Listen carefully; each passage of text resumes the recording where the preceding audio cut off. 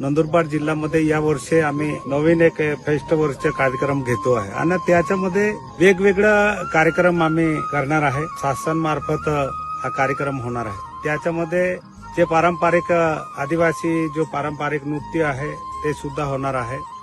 जे आदिवासी कलाकार आहे, जे युट्यूबवर जे कलाकार असतात ते सुद्धा त्यांच्यावर सुद्धा इथे गाणे वगैरे होणार आहे. आणि वेगवेगळं या तरुणमाल मध्ये पुरातन पासून मंदिर आहे.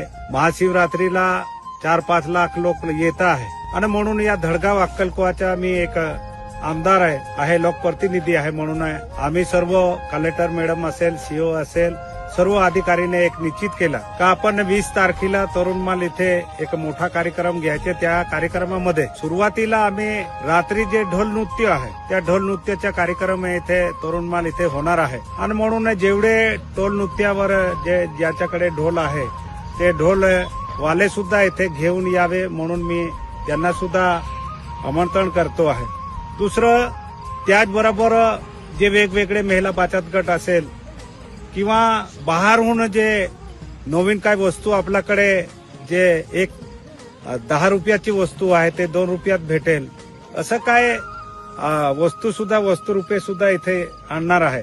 आणि इथे 3 दिवस कार्यक्रम चालणार आहे. 20 तारखेला सुरुवात होणार, 20 तारखेला ढोल नृत्य होणार, 21 तारखेला जे युट्यूबवर किंवा संस्कृतीवर जे आपले समाजाचे आदिवासी समाजाचे गाणे असतात काय असतात ते सुद्धा तिथे प्रोग्राम होणार आहे.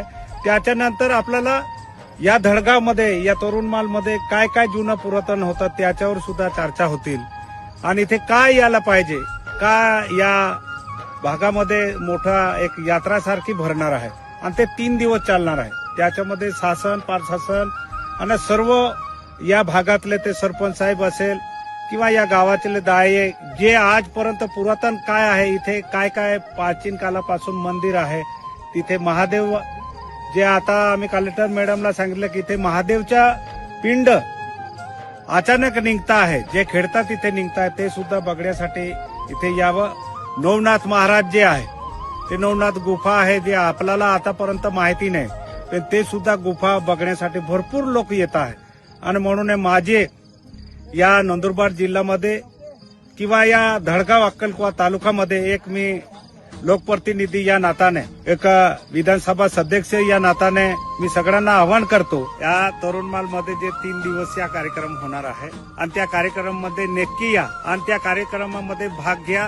आम्ही सुद्धा तिथे भेटू म्हणून माझी सगळ्यांना विनंती आहे. या नंदुरबार जिल्ह्याच्या सगळ्या जिल्हावासियांना विनंती आहे. तरुणमाल हा थंड हवा ठिकाण आहे आणि त्याच्यासाठी एक खास कार्यक्रम घेतला आहे. ते 20, 21, 22 तारखेला त्या दिवशी या आणि या भागातला आनंद घ्या.